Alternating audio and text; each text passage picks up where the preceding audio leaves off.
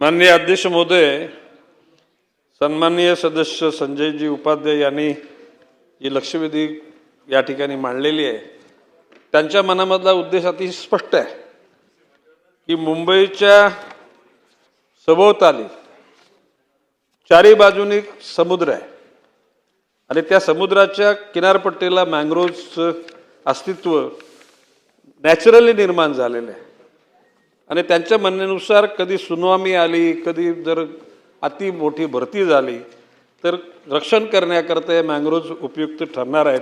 त्यांच्या मताशी मी सहमत आहे. अध्यक्ष महोदय, माननीय सदस्य संजय उपाध्याय यांनी 2/12/2025 तक्रारीचं पत्र दिलं. त्यानंतर आमच्या अधिकाऱ्यांनी माननीय संजयजी उपाध्याय यांच्याबरोबर 7/12/25 बैठक आयोजित केली आणि मग संजयजी उपाध्यायांच्याच संमतीनं तिथले स्थानिक नगरसेवक शिवानंद शेट्टी व अन्य शासकीय अधिकारी, त्याच्यामध्ये वन विभागाचे अधिकारी, त्यामध्ये महसूल विभागाचे अधिकारी आणि पोलीस विभागाचे अधिकारी यांनी जागेवर जाऊन निरीक्षण केलं. तर त्यामध्ये निष्पन्न निघालं कांदलन विभागामध्ये 3 प्रकरणं आहेत. खाजगी मालकीच्या कांदलवन क्षेत्रातली 4 प्रकरणं आहेत.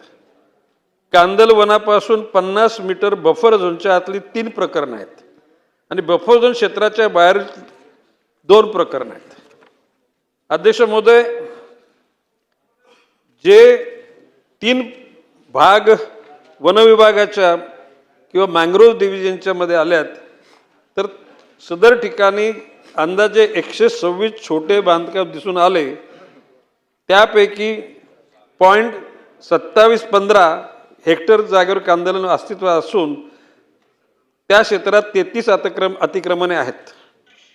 उर्वरित 0.913 हेक्टर क्षेत्रावर अतिक्रमणे कांदलवनापासून 50 मीटर बफर झोनच्या आतमधील आहे. अध्यक्ष महोदय,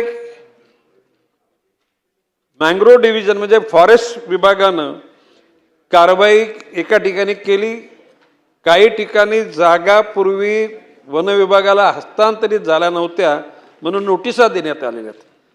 माननीय संजयजी उपाध्यायच्या या लक्षवेधीमधला उद्देश अतिशय स्पष्ट आहे की ज्या गोष्टी चुकीच्या होतात त्या गोष्टीला बंधन पडलं पाहिजे. मी आज आपल्या माध्यमातून संजयजी उपाध्यायांना आश्वासित करतो, वन विभागाच्या अखत्यारीत असलेल्या ज्या काही अतिक्रमणं असतील ती शून्य केली जातील आणि जे लोक त्या ठिकाणी चुकीच्या पद्धतीनं कारभार करतात त्याला थांबवलं जाईल. त्यांनी मगाशी काही कंपन्यांचा नावाचा उल्लेख केला.